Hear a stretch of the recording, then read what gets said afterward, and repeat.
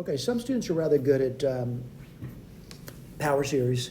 Other students struggle with it, and certainly I'm the kind of person that does struggle.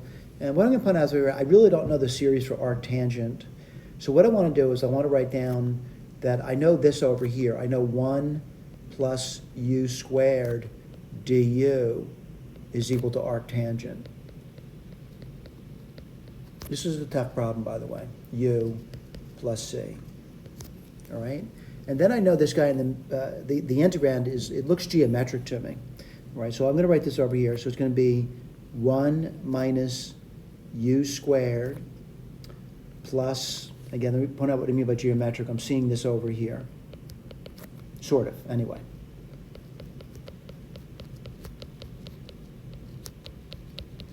All right, I'm seeing that. So 1 minus u squared, it's going to be plus u4 minus u6. They're going up by 2, by the way. I'm going to say yada, yada, yada. And that's du, and that equals the arctan of u plus c. All right? So I think I can integrate and see a pattern to it.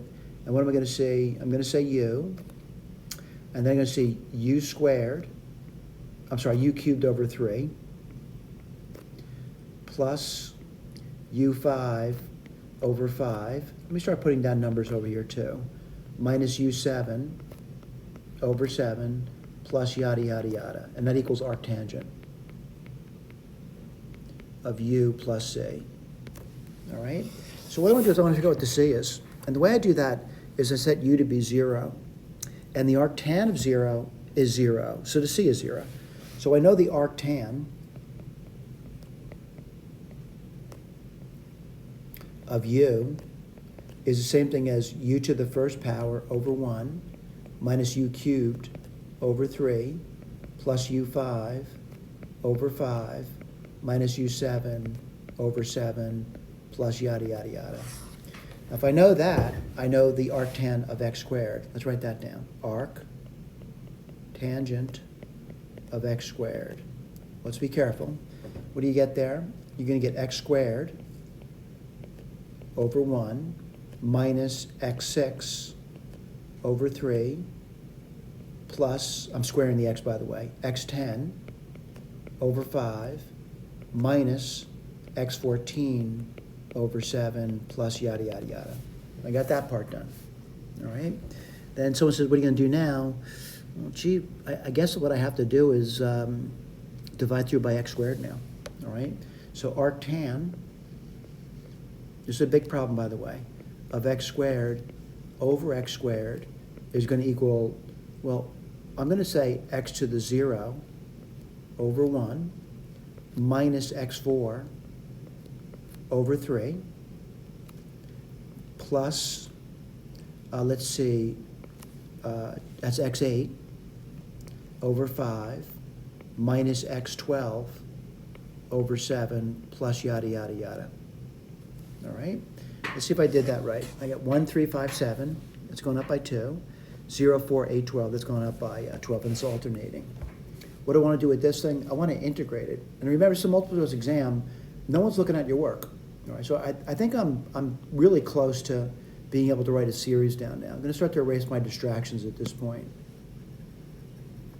And I got the series for arctangent of x squared over x squared. I know what that looks like. But someone says, what's the question? I have to integrate that, right? So let's write that down. I have to integrate the arctan of x squared over x squared. And I think I can do it. And really what I'm integrating this thing over here. By the way, I notice a constant. I just don't know what it is. And that's going to be plus. Well, if you integrate that guy there, you're going to increase the exponent by 1. So it's going to be x to the first power over 1. That's not so bad, right? Minus, I'm kind of bleeding into the page number there, x to the 5th power. And I don't want to lose patterns over here. So I'm going to say 3 times 5. And again, I do not want to lose a pattern. As I do this, though, you know, I might have to go backwards and talk about what's there. And but I do want to go forward now. So what are you going to get? Plus x9. And what goes on the bottom? It's going to be 5 times 9. all right? Let's do the next one, minus, that's gonna be x13. And again, you hope for a very predictable pattern, by the way. And let's see, that's gonna be 7 times 13, all right? So, I'm just kind of counting it, 13 to going backwards, by the way. What do I mean by that?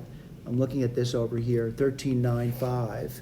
And I want to go backwards, 13 down, that's down 4, down 4. So that's going to be a 1. I'll put the 1 times 1. I want to make it look the same. And let's do the other guy, and it's going to be 7. That's down by 2. That's down by 2. It looks like it's perfect, all right? Let's look at this over here. It's x1. I know it's alternating, by the way. It goes up by 4, up by 4, up by 4. So I think I'm ready to write the series down. The series should be written with summation notation. Let's put that down, equals. I'm going to say C, I don't know the constant, plus a sum, and I'm going to say n equals 0, off to infinity. You may wonder why I'm starting at 0. I see every single answer starting at 0. And then we're going to put the alternating pattern down. And I'm going to say it looks like minus 1 to the n.